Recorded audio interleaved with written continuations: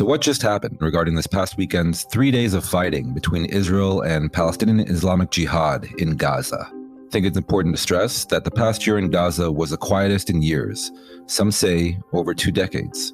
After the 11-day war between Israel and Hamas in May 2021, things did change. The Bennett-Lapid government embarked on an expansive economic and civil program for Gaza, and Hamas reciprocated by keeping things quiet. If there was one silver lining, it was just that. Hamas thankfully stayed out of the fray this past weekend. In other words, this was a battle between Israel and Islamic Jihad, not between Israel and Gaza. The second point, context. The proximate cause for this latest round was the arrest of a senior Islamic Jihad commander in the northern West Bank early last week. Islamic Jihad then vowed some kind of retaliation, likely in the form of a sniper or anti-tank missile attack from Gaza into southern Israel. Israel put its Gaza border communities on high alert for over 3 days, with roads closed, train travel stopped, and public gatherings canceled. I've been doing this for a long time, and I can't remember such an alert going on for that long. Israelis started howling, and with some reason. How is it that a terror group shuts down a chunk of the country without firing a single shot?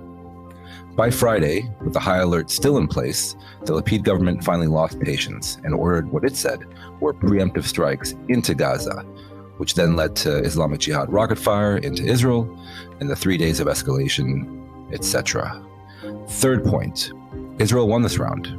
It's not always the case with these Gaza campaigns. Some would say it's never the case with these murky and inconclusive Gaza campaigns.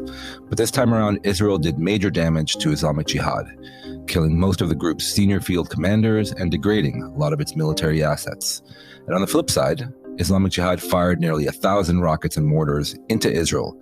And not only were there no real casualties or injuries on the Israeli side, but there were barely any actual impacts on the ground, thanks to the Iron Dome system, which, by the way, is only getting better, as I found out over the weekend from personal experience.